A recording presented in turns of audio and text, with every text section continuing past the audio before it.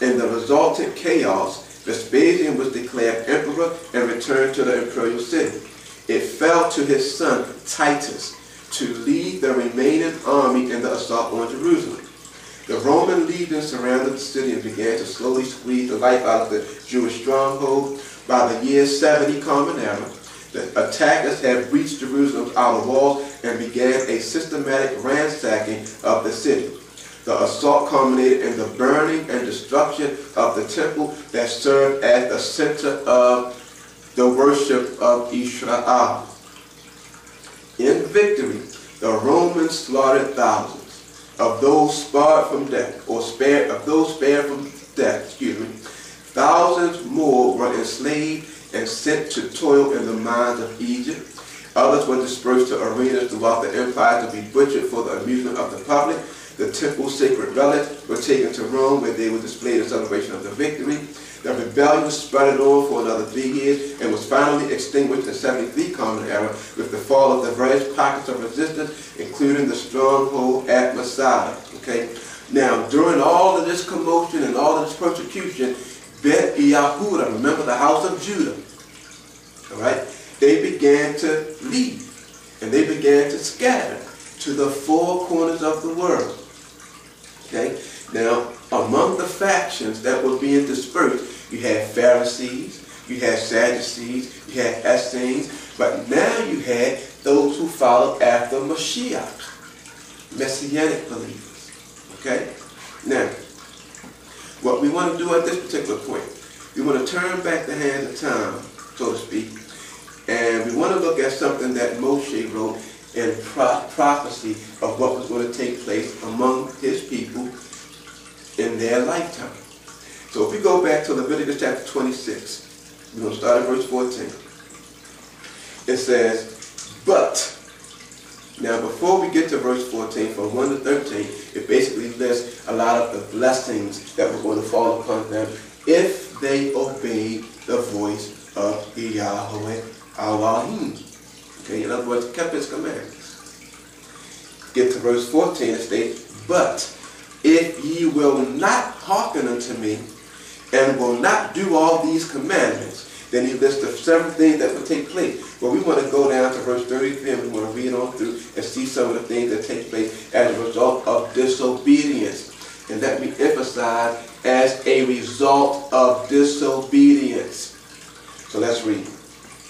Leviticus 26, starting at verse 33. And I will scatter you among the heathen, and will draw out a sword after you, and your land shall be desolate, and your cities waste. Then shall the land enjoy her Sabbaths, as long as it lieth desolate. And ye be in your enemy's land. And ye be in your enemy's land. Okay, now this is prophetic because he's already letting them know there's going to come a time in your life, Israel, you're not going to be doing my word. Okay? Or doing my will. It says, even then shall the land rest and enjoy her Sabbath. So we're seeing a combination of different things that are going to take place in the history of Israel that leads to the dispersion, the persecution, and ultimately to something else, which we'll get to. Verse 35. As long as it lieth desolate, it shall rest, because it did not rest in your Sabbaths when ye thought upon it. And upon them that are left alive of you, I will send a faintness into their hearts in the lands of their enemies. Emphasis again, in the land of their enemies. And the sound of a shaken leaf shall chase them, and they shall flee, as fleeing from a sword. And they shall fall when none pursueth. And they shall fall one upon another, as it were before a sword, when none pursueth. And ye shall have no power to stand before your enemy. And ye shall perish among the heathen, and the land of your enemies shall eat you up. 39. And they that are left of you shall pine away in their iniquity in your enemies' lands.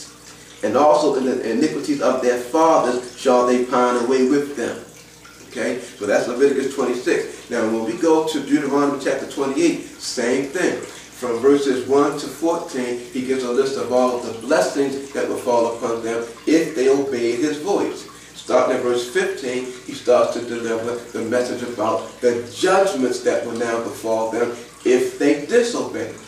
So in Deuteronomy 28 and verse 15 it reads, "But it shall come to pass, if you will not hearken unto the voice of Yahweh, your mighty one, to observe to do all his commandments and his statutes, which I command you this day, that all these curses shall come upon you and overtake you." So now, in addition to what we read in Leviticus, now something else is being written to co-sign, so to speak, what he already mentioned in the previous book. So now let's go to verse 25. "Yahweh shall cause thee to be smitten before thine enemies. You shall go out one way against them and flee 7 ways before them." Now think about that, 7 ways. But listen to what he says.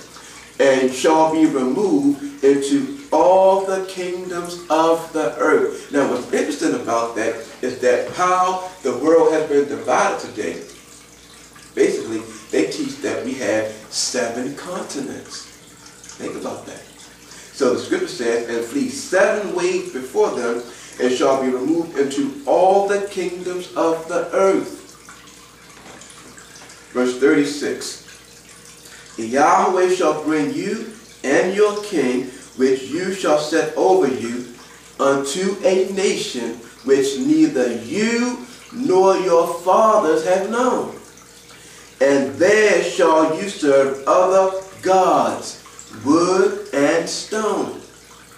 And you shall become an astonishment, a proverb, and a byword among all nations whither Yahweh shall lead you." Okay? Let's go to verse 41. "You shall beget sons and daughters, but you shall not enjoy them, for they shall go into captivity." Okay? Verse 46. And pay close attention to this one especially, which reads, "And they shall be upon you for a sign and for a wonder, and upon your seed forever." Now when you get an opportunity, read Deuteronomy chapter 28 in its entirety so you get the full thought of what it is that the Most High is saying. But I wanted to emphasize that part particularly because we are able to identify who these people are because of the signs and the wonders that will be upon them. Verse 49. "Yahweh shall bring a nation against you from far, from the end of the earth, as swift as the eagle flieth, a nation whose tongue you shall not understand, a nation of fierce countenance, which shall not regard the person of the old, nor show favor to the young. And he shall eat the fruit of your cattle and the fruit of your land until you be destroyed, which also shall not leave you either corn, wine, or oil, or the increase of your kine, or flocks of your sheep, until he have destroyed you." Verse 64.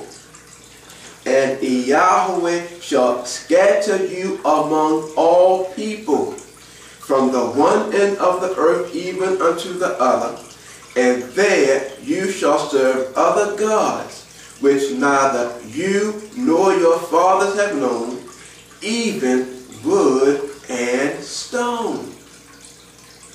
Now, food for thought. Just think about this for a minute. Think about the 2 biggest religions in the world, so to speak.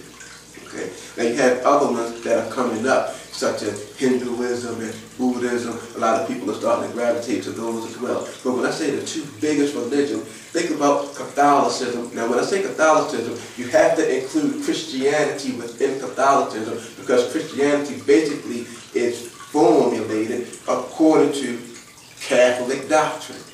How do you know that? Because every Christian, with the exception of Seventh-day Adventists, every